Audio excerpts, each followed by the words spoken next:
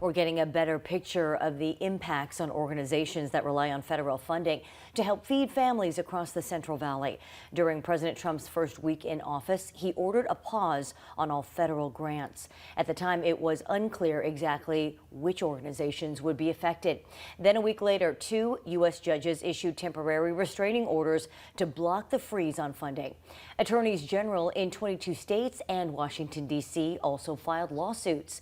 And at the end of January, the White House then rescinded its original memo. But many programs funded by the federal government are still under review.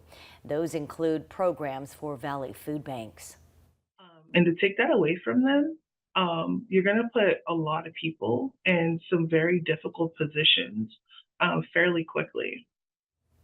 Thank you for joining us for Action News Live at 5. Good evening, I'm Margot Kim, in for Graciela Moreno. And I'm Warren Armstrong. Action News reporter Brianna Willis joins us from the live desk tonight after speaking with officials at 2 local food banks about what the future may hold. Brianna?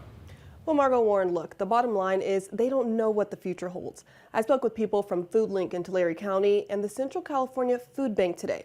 At this point, they are continuing with business as usual. When it comes time to submit for reimbursement, they aren't sure if they will be approved. They say it could impact critical programs that feed families. Chaos and uncertainty.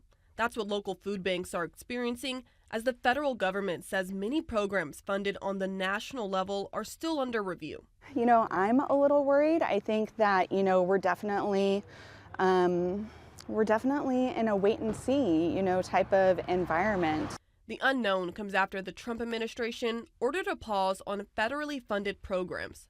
Since then, judges have blocked the order, and the White House rescinded their original memo, but local nonprofits like the Central California Food Bank and FoodLink Tulare County aren't quite sure what will happen next. We run a number of programs, specifically in rural areas that could be impacted by that federal spending freeze. And so while we're in this wait and see process, we have been providing programs and services out in the community over the past year, 18 months, that we are unclear if we are going to be reimbursed for those activities. You can't be very confident if your nonprofit is going to be funded or not. We submit quarterly for reimbursements, and usually that's a 4 to 6 week process to get reimbursed for the services that we have given out. And that hasn't came yet, so it's still within the timeline from when we did submit.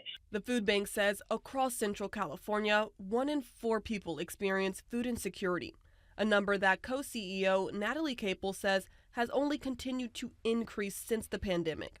In Tulare County, FoodLink Executive Director Andrea Kelly says there's a poverty rate of over 50%. Federal programs provide $500,000 a year to help fund their operations. Without that money, it will impact food on the table for families and those who help put it there. It's a very scary time because it's just like, I have staff here. Do I tell them, that we're going to have to start laying people off in 3 to 4 months, right? Given what we have in our bank account to pay them at this very moment? Or is the federal government going to come through? Are they going to come through with conditions on that funding? We really do not know. There's no really clear path forward at this point. And the White House says despite the change in memo, quote, the president's executive order on federal funding remains in full force and effect and will be rigorously implemented, end quote. Meanwhile, both organizations say if you want to help, you can donate or volunteer your time. That information can be found on our website at abc30.com. At the live desk, Brianna Willis, ABC 30 Action News. Hey Central California, stay up to date with all the latest news and weather. Don't forget to hit that like button and subscribe to ABC 30 Action News.